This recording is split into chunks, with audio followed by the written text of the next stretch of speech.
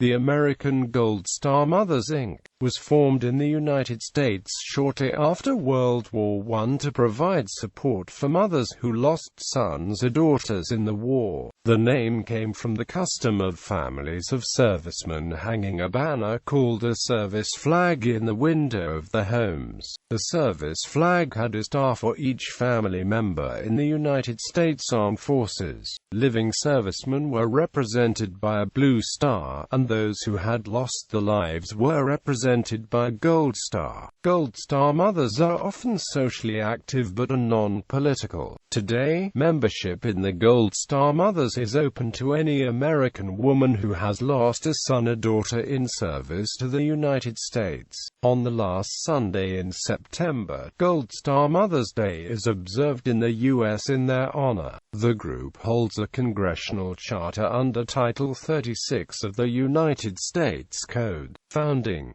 The Gold Star Mothers was founded by Grace Darling Seibold of Washington, D.C. when the United States entered World War I in 1917. George Vaughan Seibold, 23, volunteered, requesting assignment in aviation. He was sent to Canada where he learned to fly British planes since the United States had neither an air force nor planes. Deployed to England, he was assigned to the British Royal Flying Corps with 148th Aero Squadron. With his squadron, he left for combat duty in France. He corresponded with his family regularly. His mother, Grace Darling Seibold, began to do community service by visiting returning servicemen in the hospitals.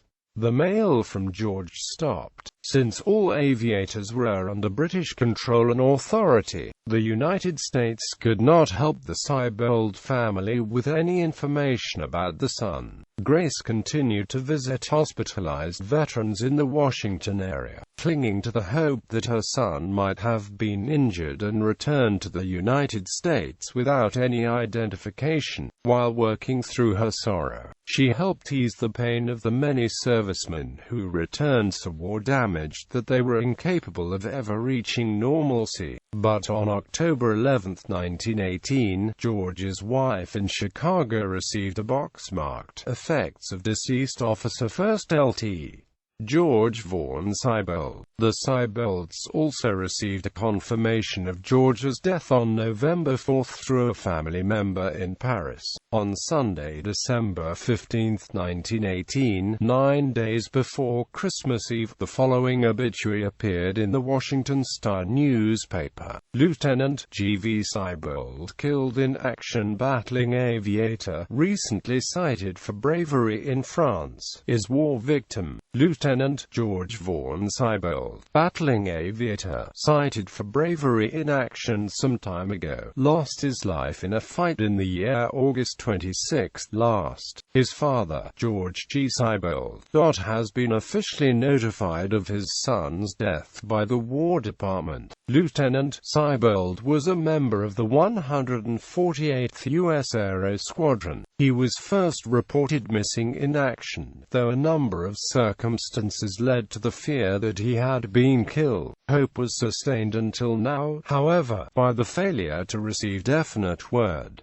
George's body was never identified. Grace, realizing that self-contained grief is self-destructive, devoted her time and efforts not only to working in the hospital but also to extending the hand of friendship to other mothers whose sons had lost their lives in military service. She organized a group consisting solely of these special mothers, with the purpose of not only comforting each other, but giving loving care to hospitalized veterans confined in government hospitals far from home. The organization was named after the gold star that families hung in the windows in honor of the deceased veteran. After years of planning, June 4, 1928, 25 mothers met in Washington, D.C. to establish the national organization, American Gold Star Mothers, Inc. On May 28, 1918, President Wilson approved a suggestion made by the women Women's Committee of the Council of National Defense that,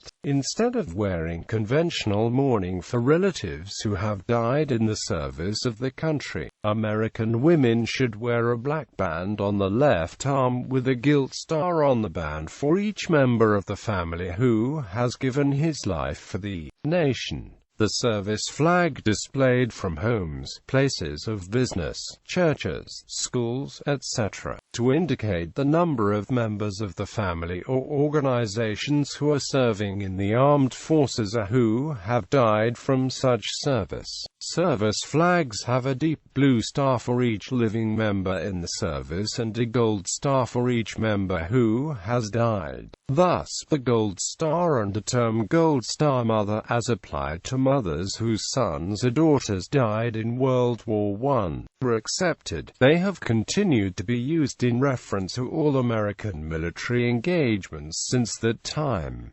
Notable members. Perhaps the single most famous mother to have joined was Aletta Sullivan, the mother of the 5 Sullivan brothers, who were killed in action when the ship, the US Juno, was sunk by an enemy torpedo on November 13, 1942 during the naval battle of Guadalcanal. On September 21, 1948, the U.S. Post Office issued a commemorative stamp, specially designed by artist Charles R. Chickering, honoring the Gold Star Mothers. Mrs. Sullivan was given the first sheet of stamps issued. Today, membership in the Gold Star Mothers is open to any American woman whose child has died in the line of duty of the United States Armed Forces. Stepmothers and adoptive mothers are eligible for membership under certain circumstances. Husbands and children of Gold Star Mothers are eligible to join as associate members. Gold Star Mothers is made up of local chapters, which are organized into departments. 5 members are required to start a local chapter. If no local chapter is available, a woman may join the organization as a member at large. Just as when it was founded, the Gold Star Mothers continues to concentrate on providing emotional support to its members, doing volunteer work with veterans in general and veterans hospitals in particular, and generally fostering a sense of patriotism and respect for members of the armed forces. For the first 77 years of its existence, Gold Star Mothers banned non-citizens from membership, most notably rejecting the application of Ligayo Lagman, a Filipino, whose son Anthony was killed in 2004 while serving in Afghanistan. In early September 2005, Gold Star Mothers accepted its first non-citizen, Carmen Palmer of Mount Vernon, New York, who was born in Jamaica,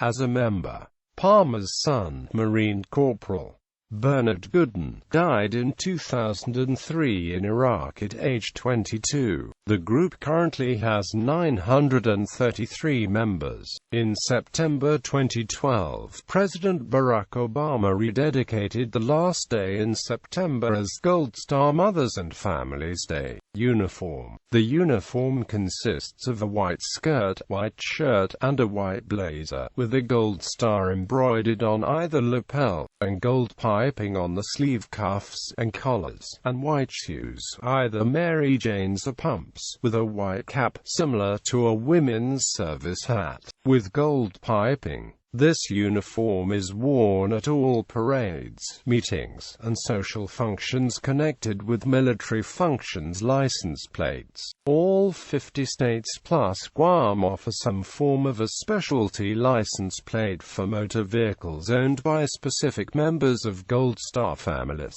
American Gold Star Manor. American Gold Star Manor, located in Long Beach, California, is a 348-unit retirement home for parents of soldiers killed while serving in the military. It was founded in the early 1960s by Eleanor Boyd, then president of the American Gold Star Mothers organization.